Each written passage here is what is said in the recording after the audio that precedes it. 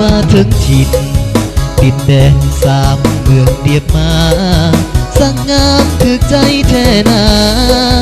กาตาสวรรค์สบเป่าเจ้างามกว่าไผงามบิใดแท้นอนุ่งเยาว์คิดฮอดทุกแรงทุกเศร้าคิดฮอดเจ้าทุกวันเวลาสาวบ้านสิขออยากร่วมหอกับน้องคนนี้ถ้าหากว่าบุญอ้ายมีอยากได้คนดีมาเป็นพันยาสาวบ้านเมืองแอจะพ้นดือแดดอ้ายสิไปหาเดือน11บุญออกพรรษาอ้ายจะพาผู้ใหญ่ไปขอสาวงามสามเมืองเดียบมาเจ้างามเหมือนเทพธิดาคือเป็นนางฟ้ามาจากสวรรค์คอยยิ้มกะหวานว่าจะเย้ายวนเสกสรรจะบอกหักน้องทุกวันหากได้จอมขวัญมาเป็นผู้ของอายยังจำได้ที่อายเคยให้สัญญาเดือน11บุญออกพรรษา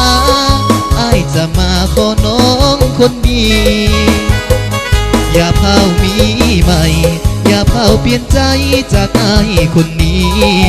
ถึกใจของอ้ายดีสาวงามสามเมืองเดียบมา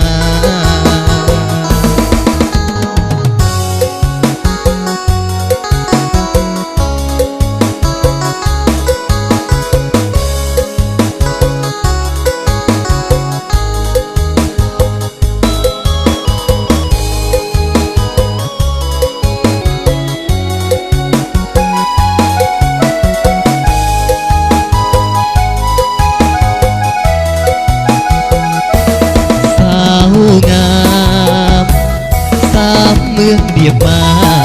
เจ้างามเหมือนเทพธิดาหรือเป็นนางฟ้ามาจากสวรรค์คอยยิ้มกะหวาน